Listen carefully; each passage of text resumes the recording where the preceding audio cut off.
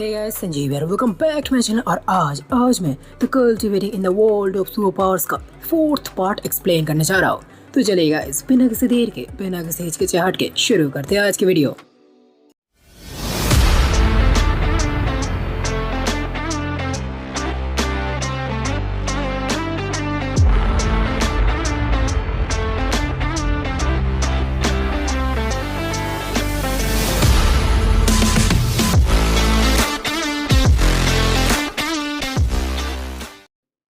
तो गाइस, पिछले पार्ट के आखिर में हम सभी लोगों को दिखा था कि अपने शैंतीन भाई ने फ्रिसिया मैडम को पूरी तरह से ठीक कर दिया था।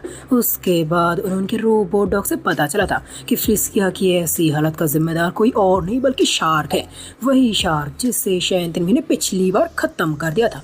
लेकिन उन्हें जिंदा देखकर शैंतीन भाई के होश उड़ चुके थे। लेकिन अगले पल उन्हें एहसास होता कि जरूर शार्क के पास कोई रीजनरेटिव पावर होगी। अपने ऊपर बेवजह हमला होने से शैंतीन भाई उसके ऊपर भड़के हुए थे। और अब जब उन्होंने देखा कि शार्क ने इतनी खूबसूरत महिला को इतनी बुरी तरह से घायल किया है, तो अब तो वो उसके ऊपर और ज्यादा भड़क जाते हैं। अब तो उन्होंने सोच लिया था कि इस बार वो शार्क के चीथड़े उड़ा देंगे। इसलिए अगले पल वो फ्रिसिया को अपने पीठ में लादते हैं और निकल पड़ते शार्क को ढूंढने के लिए, क्योंकि फ्रिसिया की हालत देखकर उन्हें अंदाजा लग गया था कि शार्क ज्यादा दूर तक नहीं गया होगा। तभी जाते जाते उन्हें सामने से एक बहुत बड़ा धमाका सुनाई देता है। बूम!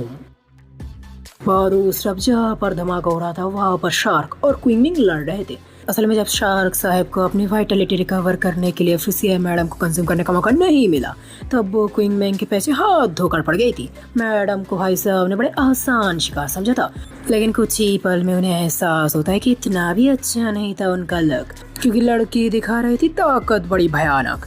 वह दूसरा क्विंगमैन मैडम भी टेंशन में थी, क्योंकि वो सोच रही थी कि आखिरकार कौन है ये पागल कुत्ता जो उनके पीछे हाथ धोकर पड़ा हुआ है, क्योंकि उनका दुश्मन इतना तेज था कि मैडम को तो मौका भी नहीं मिल रहा था उस पर अपने तिलस्मान फेंकने का। और उसके पहले वो उसके बाहर से बच जा रहे थे। और ऐसे लड़ते लड़ते ऐसे शार्क साहब को मौका मिल जाता है क्विंगमिंग को दबोचने का, जिसे देखकर मैडम बहुत ज़्यादा घबरा जाती है, क्योंकि वो क्लोज कॉम्बैट में बहुत ज़्यादा कमज़ोर थी। लेकिन जैसे ही मैडम को लग रहा था कि होने वाला है उनका खेल फिनिश, वैसे ही वो हो जाती है उस जगह से वैनिश, जिससे शार्क भाई साहब के भी होश उड़ जाते हैं। अगले पल उन्हें जानी पहचानी और डरावनी आवाज़ सुनाई देती है, गो टू हेल। ये सुनने के बाद जब शार्क भाई साहब नजर उठाकर देखते, तब उन्हें अपने भैया और उनके हाथों में तैयार होती वही अटैक दिखते जिससे पिछली बार वो मरते मरते बचे थे। लेकिन इससे पहले भाई साहब कर पाते कोई रिएक्ट, क्लाउड फिंगर टेक्निक कर देता है अपना एक्ट, और फिर से भाई साहब का भरता बन जाता है। वह दूसरा अपने भैया के गोद में मौजूद क्विंगमिंग तो अभी भी सब कुछ समझने की कोशिश कर रही थी। इस वक्त मैडम को शर्मिंदगी, हैरानी और खुशी तीनों हो रही थी। खुशी इस बात की कि वो बच गई थी, शर्मिंदगी इस बात की कि उसके भाई के अलावा पहली बार किसी और लड़के ने उसकी जान बचाई थी, और हैरानी उस बात की कि कुछ दिनों पहले जिस लड़के के पास कोई भी पावर नहीं थी, कि आज उसके पास इतनी पावर आ गई थी कि वो इतने पावरफुल विलेन को अपने एक ही बार में मार सकता था। इसलिए मैडम शर्माते हुए पूछते, तुम इतने ताकतवर कैसे हो गए? तभी अपने भैया भी कहते, ये है बड़ी लंबी कहानी, सुनाऊंगा मैं तुम्हें कभी अपनी जुबानी।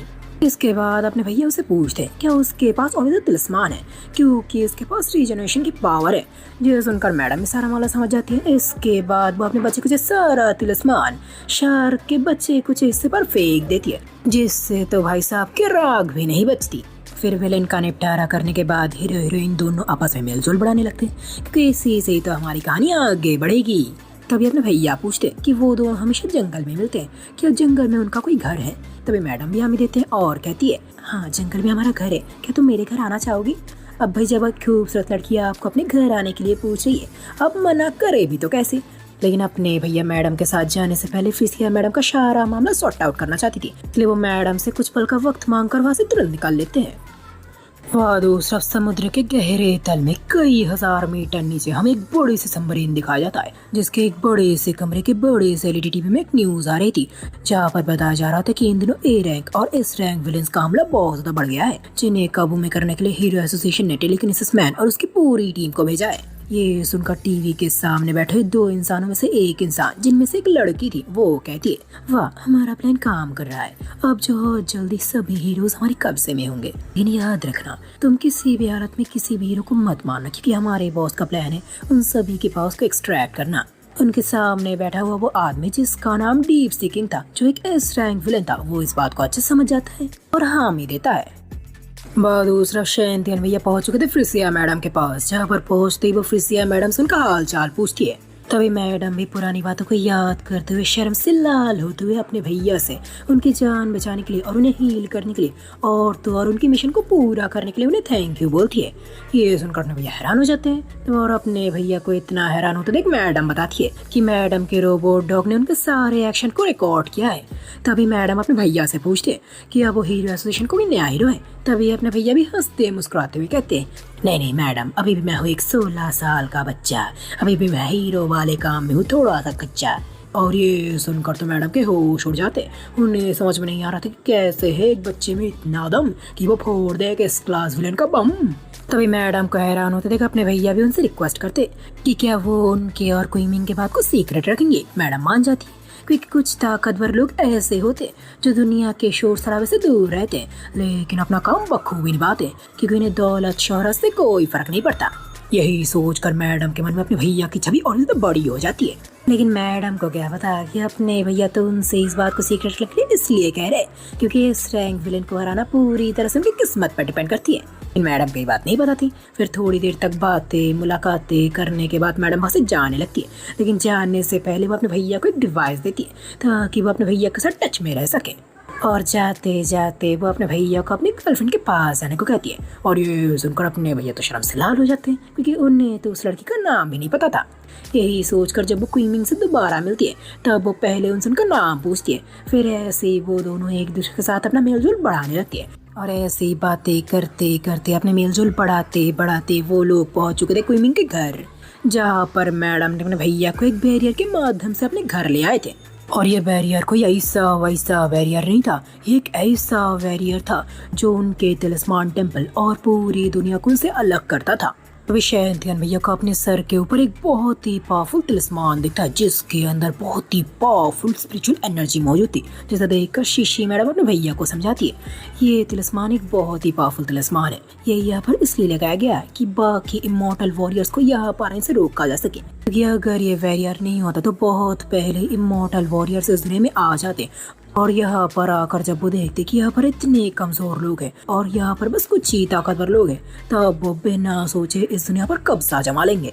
मैडम अपने भैया को इस तिलिस्मान की इम्पोर्टेंस समझा ही रहे थे, तभी उन सभी को एक आवाज सुनाई देती है। आखिर इतने इंतजार के बाद कोई यहाँ पर आ ही गया। सर उठाने पर सभी को वहाँ पर एक आदमी दिखता है। ये था एक ए रैंक हीरो जो बड़े लंबे समय से किसी का यहाँ पर आने का इंतजार कर रहा था। लेकिन मैडम तो यहाँ पर उन्हें देखकर थमथमा जाती है। वो गुस्से से भड़कते हुए कहती है, तुम यहाँ पर कैसे आ सकते हो? और मैडम को इतना गुस्से में देख भाई साहब तुरंत अपने दोनों हाथ उठाते हुए कहते हैं, ओ मैडम जी शांत, मैं यहाँ पर इसलिए आ पाया हूँ क्योंकि किसी ने मुझे यहाँ पर आने का तरीका बता दिया है। मुझे यहाँ पर आपको भाई ने भेजा है। और इतना कहते ही भाई साहब अपने पास से एक लेटर सीधा मैडम को दे देती है। लेकिन मैडम तो अपने भाई का नाम सुनकर काफी ज्यादा हैरान थी कि बड़े लंबे समय से उसका अपने भाई के साथ कोई संपर्क नहीं था, इसलिए वो तुरंत ही उससे अपने भाई के बारे में पूछता है। लेकिन वो भाई साहब ज्यादा कुछ ना बोले, तुरंत ही वहाँ से फुर्र हो जाती है। थोड़ी देर बाद मैडम अपने भैया को लेकर अपने घर में आ जाती है, जहाँ पर वो अपने भैया को अलग अलग तिलिस्मान के बारे में बता रही थी। और अपने भैया भी बड़े ध्यान से मैडम की मीठी बातों को सुन रही थी। तभी मैडम को उनके डैड की आवाज़ सुनाई देती है, बेटी क्या तुम वहाँ पर हो? ये सुनकर मैडम तो शर्म और डर के मारे उनकी हालत खस्ता हो जाती है, क्योंकि उनके डैड ने कहा था कि कुछ भी हो जाए बाहरी दुनिया से उन्हें कदापि संपर्क नहीं रखना चाहिए। ये बात वो तुरंत अपने भैया से बोलता है, जिसे सुनकर अपने भैया के भी होश हो जाते हैं। वो तो मन इमेजिन करने लगते कि कैसे जैसे उसके डैड को पता चला कि वो उनके बेटी के साथ है तो वो उनका क्या हश्र करेंगे। यही सोचकर वो तुरंत ही मैडम की दिखाई हुई दिशा से वहाँ से निकलने लगते हैं। लेकिन निकलने से पहले वो मैडम को अपना कॉन्टैक्ट नंबर जरूर देती है। आखिरकार वैसे ही उस लड़की से बात करने का मौका कैसे छोड़ सकते थे। तो मैडम भी इस बात से बहुत ज्यादा खुश हो जाती है। अगले दिन एकेडमी में टीचर सभी को पावर्स के बारे में बता रही थी कि पावर्स 3 टाइप के होते हैं, माइंड, स्ट्रेंथ और साइक्रोनेटिक। माइंड पावर वो होती है जिससे वो बिना कुछ हुए सब कुछ कंट्रोल कर सकती है, यहाँ तक कि एलिमेंट भी। और स्ट्रेंथ के अंदर स्ट्रेंथ, स्पीड और ड्यूरेबिलिटी आती है। तो साइक्रोनेटिक वो पावर होती है जो इन दोनों चीजों से बिलोंग नहीं करती थी। इसके बाद मैडम माइंड पावर का एक डेमोस्ट्रेशन देने के लिए जिंगवांग को बुलाती है। जिंगवांग मैडम भी वही करती है, लेकिन जैसे ही वो अपनी पावर का जलवा दिखाने वाली थी वैसे ही वो देखती कि उनका पावर काम नहीं कर रहा। ये देखकर मैडम बहुत ज़्यादा घबरा जाती है, क्योंकि अगर ऐसा अभी हुआ तब तो उनकी इज्जत की धरी की धरी रह जाएगी। इसलिए अगले ही पल वो मनी मन अपना हाथ जोड़ती है और अपने सभी ऊपर वाले का नाम लेकर दोबारा कोशिश करती है। और इस बार उनकी पावर काम कर रही थी, लेकिन उन्हें अपनी पावर फील नहीं हो रही थी। तब भी उनकी नजर पड़ती है अपने भैया पर, जहाँ पर वो देखती कि अपने भैया उनकी मदद कर रहे थे। फिर थोड़ी देर में क्लास भी खत्म हो जाती है। क्लास खत्म होने के बाद गार्डन में टहलते टहलते वो ये सारी बात अपनी प्यारी मम्मी को बताती है, जहाँ पर उसकी मम्मी बताती है फिकर नॉट, जब उनके डैड आएंगे तब वो उसके ब्रेसलेट को पूरी तरह से ठीक कर देंगे। इतना कहते ही वो फोन को रख देती है। बाद दूसरा भले ही उसकी मम्मी वाटर विच ने कह दिया था कि चिंता की कोई बात नहीं, लेकिन वाटर विच को जिंगवांग के ब्रेसलेट के ना काम करने का कारण पता था। इसका मतलब था टेलीकिनेसिस मैन जरूर कोई बड़ी मुसीबत में है। इसलिए वो बिना ज्यादा वक्त गवाए जानने के लिए तैयार हो जाती है और अपनी एक पावरफुल टीम तैयार करने के लिए कहती है। टीना भी इस इमरजेंसी को समझ जाती है, इसलिए वो बिना ज्यादा वक्त गवाए तुरंत ही काम में लग जाती है। वह दूसरा इन सभी चीजों के होने के ठीक 1 घंटे पहले हमें समुद्र तल के कई हजार मीटर का सीन दिखाया जाता है, जहाँ पर टेलीकिनेसिस मैन और डीप सी किंग आपस में लड़ रहे थे। समुद्र की इतनी गहराई में जहाँ पर एक मेटल का ईंट भी पतला पापड़ बन जाता है, वहाँ पर टेलीकिनेसिस मैन सच में बहुत बड़े डिसएडवांटेज में थे, क्योंकि इस जगह पर उन्हें 1 टन 100 टन के बराबर महसूस हो रहा था। और तो और यहाँ पर ना ही सिर्फ उनकी टेलीकिनेसिस पावर कमजोर हो गई थी, बल्कि उनकी रफ्तार भी काफी धीमा हो गया था। लेकिन वह दूसरा डीप सी किंग तो बहुत बड़े एडवांटेज में था, क्योंकि आम बात है एक मछली को तो पानी में ही आज़ादी मिलती है ना, डीप सी किंग भी वैसा ही था। वो टेलीकिनेसिस मैन के हर एक बार से बड़ी फुर्ती से बच जा रहा था। और रही बात उन दोनों की ताकत की, तो वो दोनों ही सेम लेवल पर थे, इसलिए टेलीकिनेसिस मैन चाहकर भी डीप सी किंग का कुछ भी नहीं कर पा रहा था। और ऐसे लड़ते लड़ते वक्त हो जाता है जब टेलीकिनेसिस मैन की पावर लगभग खत्म हो जाने की कगार पर था। और उसी वक्त मौका मिलते ही डीप सी किंग भी टेलीकिनेसिस मैन पर एक बहुत ही खतरनाक हमला कर देता है, जिससे टेलीकिनेसिस मैन पूरी तरह से उलझ जाता है और एक केज में कैद हो जाता है। जिस केज में कैद होने के बाद वो अपने माइंड पावर को किसी भी तरह से इस्तेमाल नहीं कर पा रहे थे। ये केज खास तौर पर उन्हीं के लिए बनाया गया था। विलेंस को पता था कि टेलीकिनेसिस मैन दुनिया का सबसे ताकतवर हीरो है, और अगर उससे किसी तरह से कब्जे में कर लिया जाए तो हीरोज की टीम को बड़ी आसानी से हराया जा सकता है। यही सोचकर बहुत वक्त लगाकर और बहुत सारे रिसोर्सेज के खर्च करने के बाद उन्होंने टेलीकिनेसिस मैन के लिए खास तरह का केज बनाया था, ताकि वो टेलीकिनेसिस मैन को पूरी तरह से कैप्चर कर सके। और जैसे टेलीकिनेसिस मैन इस केज में कैद होता है, वैसे जिंगवांग के पास मौजूद उनके ब्रेसलेट से उनका कनेक्शन टूट जाता है। और यही वजह थी जिस वजह से जिंगवांग की पावर काम नहीं कर रही थी। वह दूसरा वो अपने डैड के ऊपर मंडराते हुए खतरे से अनजान जिंगवांग तुरंत अपने भैया के पास चले आती है और उसे अपनी मदद के लिए थैंक यू बोलती है। मैडम को पता था कि शैंतियन भैया को उनके असलियत के बारे में पता है, इसलिए वो तुरंत अपने भैया से पूछती है कि कैसे उन्होंने अपने पावर को एक्टिवेट किया, ताकि वो भी अपने पावर को एक्टिवेट कर सके। ये सुनकर तब भी उलझन में पड़ जाती है, क्योंकि शीशी मैडम ने उन्हें सख्त हिदायत दी थी कि कुछ भी हो जाए उनके जुबान को दिया जाए यहाँ तक कि उनके जुबान को दिया जाए काट। वो नहीं कर सकते थे अपने सीक्रेट को किसी और के साथ बांट। यही सोचकर शैंतिन भी तुरंत एक बहाना बनाते हैं और वहाँ से पुर्र हो जाते हैं। लेकिन मैडम भी इतनी आसानी से हार नहीं मानने वाली थी, इसलिए एकेडमी के खत्म होते ही वो अपने फ्लाइंग बोर्ड से उड़ते उड़ते आ जाती है अपने भैया के घर, जहाँ पर अपने भैया का कमरा उन्हें बहुत ही अजीब महसूस होता है, क्योंकि वहाँ पर जगह जगह पर लिटिल स्टार की चीजें बिखरे पड़े हुए थे। उन्हीं चीजों में से मैडम एक चीज को उठाती है और उसकी स्मेल सूंघती है, जिससे मैडम का ठंडा पड़ जाता है जोश और मैडम हो जाती है लगभग मदहोश। उसी वक्त अपने भैया भी घर आ जाते हैं और वो लिटिल स्टार को बुलाने लगते हैं, क्योंकि उन्होंने लिटिल स्टार के फेवरेट नूडल्स लाए थे। लेकिन तभी शीशी मैडम अपने भैया को याद दिलाता है कि लिटिल स्टार आज घर पे नहीं है। जब वो दोनों ऐसे बात करते करते घर के अंदर जा रहे थे, तभी अचानक कमरे के अंदर से उछलती कूदती हुई जिंगवांग डैडी डैडी चिल्लाते हुए बाहर आ जाती है और अपने भैया को कस के पकड़ लेती है। और मैडम को देखते तो अपने भैया के होश हो जाते। तुरंत ही उनके मन में दर्जनों सवाल जाग जाते कि क्यों, कहा, कैसे, कब मैडम यहाँ पर आ गई थी। लेकिन शीशी मैडम सारा माजरा समझ गई थी कि जिंगवांग की ऐसी हालत क्यों हुई थी, क्योंकि मैडम ने लिटिल स्टार के 30 डेज लिक्विड को सूंघ लिया था। वैसे तो कल्टीवेटर्स के लिए कोई फर्क नहीं पड़ता था, लेकिन एक आम इंसान को पूरे दिन के लिए नशेड़ी बना सकता था। इसलिए वो तुरंत जिंगवांग को ठीक करने के लिए उनके पेट में अपना हाथ रखती है। लेकिन जैसे वो ऐसा करते उनके तो होश उड़ जाते क्योंकि जिंगवांग के शरीर में एक स्पिरिचुअल रूट था। और ये सुनकर अपने भैया भी खुश होते हुए कहती है, मास्टर तो इसका मतलब जिंगवांग भी पैदा हुई कल्टीवेशन के लिए। मैडम हामी देती है और अपने भैया से कहती है, इसे तुम ठीक करो, इससे मैं देख पाऊंगा कि तुम अपनी स्पिरिचुअल एनर्जी को किस हद तक काबू कर सकते हो और इसे ठीक करने के बाद तुम इसे कल्टीवेशन के बारे में सारी बात बता सकते हो क्योंकि मैंने देखा था कि एक अच्छी लड़की है। अपने भैया भी वही करते हैं, वो अपने दोनों हाथ मैडम के नाभि के दोनों तरफ रखती है और वही से ही अपनी स्पिरिचुअल एनर्जी मैडम के शरीर में डालने लगती है, जिससे मैडम के मुंह से एक आह निकल जाती है और मैडम अंततः ठीक हो जाती है। इसके बाद थोड़ा वक्त लगाकर अपने भैया मैडम को सारा बात खुलकर बताती है, जिसे सुनकर मैडम बहुत ज़्यादा उत्तेजित होते हुए कहती है, हाँ मैं सीखना चाहती हूँ कल्टीवेशन। तभी मैडम तुरंत अपने भैया के बॉडी में एंटर कर जाती है क्योंकि जिंगवांग एक स्पिरिचुअल रूप में उन्हें देख नहीं सकती थी। इसके बाद मैडम अपने भैया के रूप में जिंगवांग को अपने पास बुलाती है।